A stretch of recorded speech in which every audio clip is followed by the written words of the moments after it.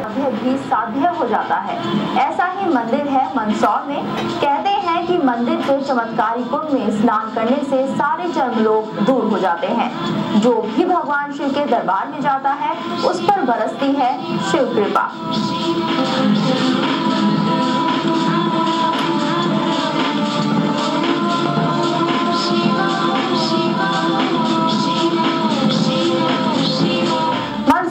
ऐसी जगह है जहां भगवान शिव गुप्त रूप से प्रकट हुए। इस स्थान पर आने मात्र से लोगों के रोग और दुख दूर होते हैं। क्या है खासियत यहाँ की, आइए देखते हैं।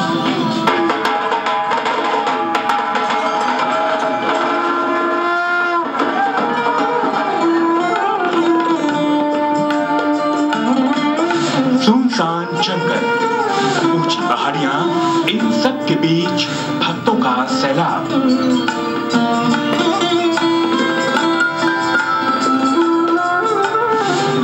दूर दूर तक कोई गांव नहीं, यहाँ विराजे हैं कोटेश्वर महादेव।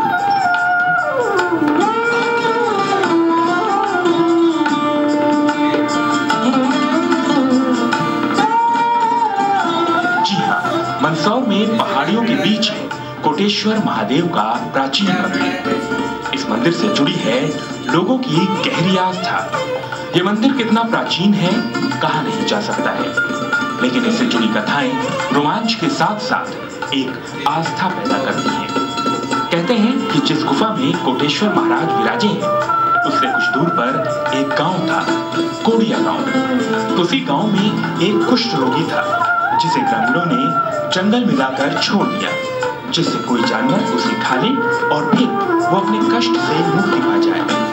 और यहीं पर उस कुष्ठ रोगी को भोले बाबा ने दर्शन दिए और उसका कुष्ठ रोग ठीक हो गया। वो जब गांव लौटा तो उसने गांव वालों को शिव महिमा के बारे में बताया और फिर श्रद्धालु इस गुफा में शिव बाबा के दर्शन करने के लिए आने लगे। इसे कोड़िया झर महादेव का नाम दिया गया, जो बाद में कोटेश्वर महादेव हो गया। कोड़िया झर महादेव के नाम से कोड़ियों की कोड़ भी ठीक हुई है, इसलिए इसका नाम कोटेश्वर कोड़िया झर बोलते हैं। क्या कहानी है? जंगल में कोई इंसान था, ये पास में गाँव शिवगढ़ है, जिसका नाम कोड़िया था। पहले गांव का नाम भी कोड़िया था। उसको यहाँ छोड़ गए थे जंगल में। ये जंगल था, भयंकर था। और उसके बाद में तो यहाँ शेर चीते वगैरह सब रहते थे, तो वो मर जाएगा, खा जाएंगे कोई जाना उसको। तो वो उसको नहीं खाते हुए इस भगवान ने उसको दर्शन दिए और उसका जो है सही सलामत काया पूरे बना दिया उसको। और फिर उसके बाद में ये क्या हुआ ना जाने कितना पुराना स्थान है, ये कोई नहीं कह सकता।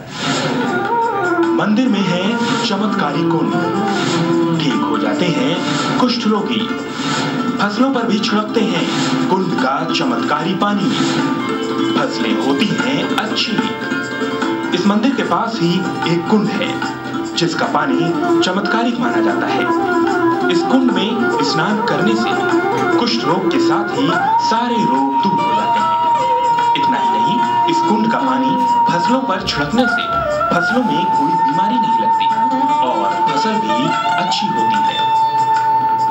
पानी का महत्व है कि इसका पानी से जो है चर्म रोग संबंधी बीमारियां ठीक होती है और यहाँ जो है निसंतान को संतान भी प्राप्त होती है। हाँ, और फसलों के लिए भी इसका जो पानी जो ले जाते हैं वो जो है फसलों के ऊपर छिड़कते हैं, तो उससे वो एक दवाई का भी काम करता है।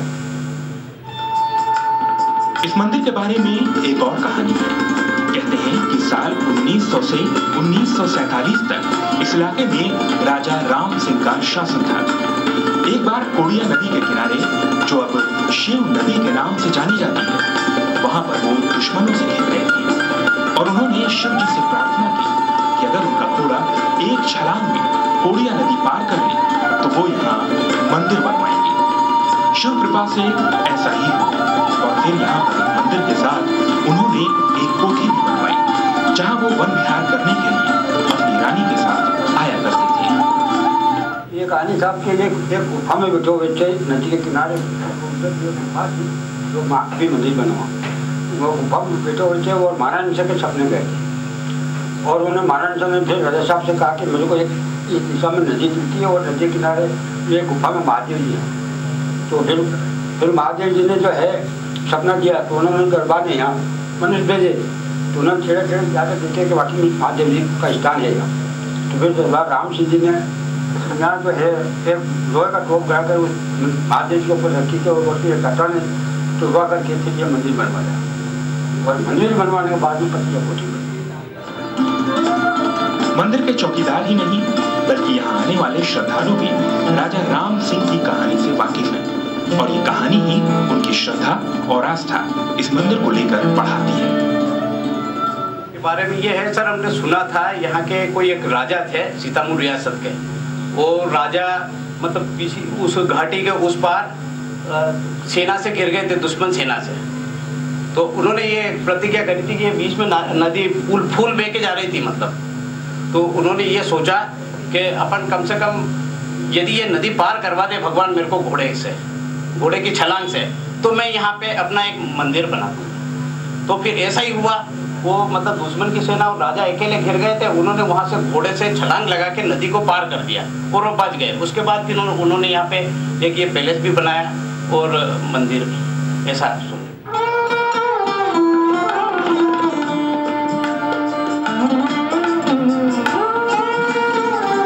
कोटेश्वर महादेव से जुड़े कई और रहस्य जुड़े हैं। इस चमत्कारिक शिव मंदिर से जुड़े हर रहस्य आपको बताएंगे, बस आप बने रहें हमारे साथ। नरेंद्र धनोतिया, सहारा समय, मंदसौर।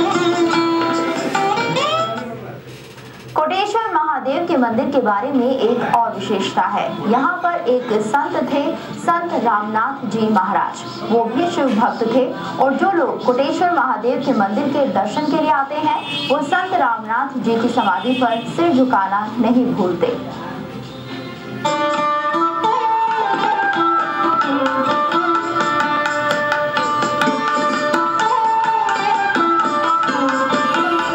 ये इलाका सीतामऊ के नाम से जाना जाता था, जहां राजा राम सिंह का शासन था। लेकिन अब यहाँ का कण कण शंकर में तब्दील हो गया। कहते हैं कि कोटेश्वर महादेव के मंदिर में एक संत थे जिनका नाम रामनाथ था। वो यहाँ जंगलों में अकेले रहते थे और उनका साथी था शेर। एक बार रामनाथ जी ने यज्ञ किया जिसमें घी की कमी हो गई, तो उन्होंने तत्काल लोगों से कोड़िया नदी का जल लाने को कहा और वो जल घी में बदल गया। कोटेश्वर महादेव मंदिर में संत रामनाथ की समाधि भी मौजूद है, जो लोगों की आस्था का प्रतीक है। ये एक पुरानी मतलब 60-70 साल पहले एक संत हुए यहाँ रामनाथ जी नाम से।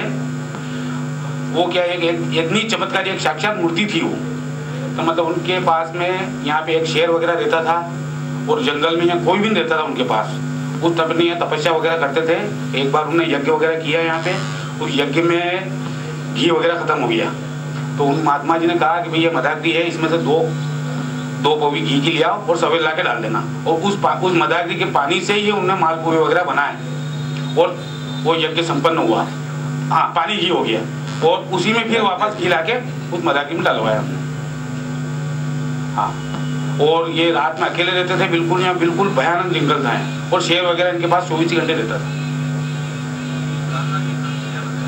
रामनाथ जी के नाम से उन्होंने मतलब ये तपस्या करी थी, उनकी ये धुनी है मतलब ये। शिव जी के चमत्कारों से इलाका धीरे धीरे प्रसिद्ध होने लगा और कोड़िया गांव का नाम शिवगढ़ पड़ा, तो कोड़िया नदी का नाम शिव नदी हो गया।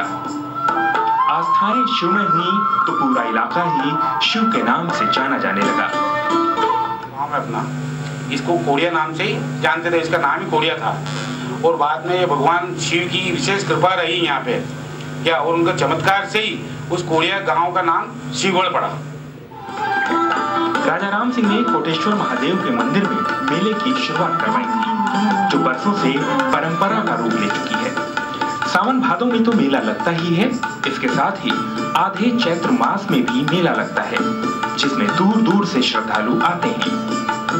नागनी के नाम से कुंड है और इस कुंड का जल ये कोढ़ के लिए भी मतलब कोढ़ बीमारी भी खत्म हो जाती है इससे। और ये फसलों के लिए एक दवाई का काम करते हैं, जैसे कि अपन फसलों में कीटनाशक दवाएं डालते हैं ना, इसकी वजह इस कुंड का पानी ले जाकर अगर फसलों में छिड़काव करते हैं अपन, तो उससे वो फसलों की बीमारियां खत्म हो जाती है और फसल भी 100% सही रहती है।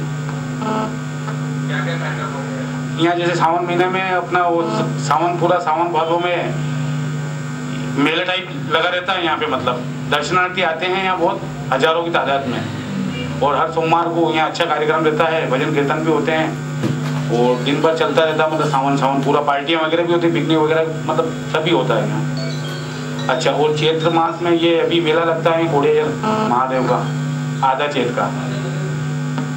अभी ये अमावस है, ये कम से कम 1 सप्ताह रहता है। शिव के चमत्कारों के कारण यहाँ श्रद्धालुओं की भीड़ लगी रहती है और लोग अपने मन की मुराद लेकर बाबा भोलेनाथ के दरबार में हाजिरी लगाते हैं। वहीं सीतामऊ राज्य होने के कारण इस स्थान का ऐतिहासिक महत्व भी है। नरेंद्र धनोतिया, सहारा समय, मंदसौर। यहाँ पर रुकेंगे एक छोटे से ब्रेक के लिए, जल्द हाजिर होंगे, आप बने रहिए हमारे साथ।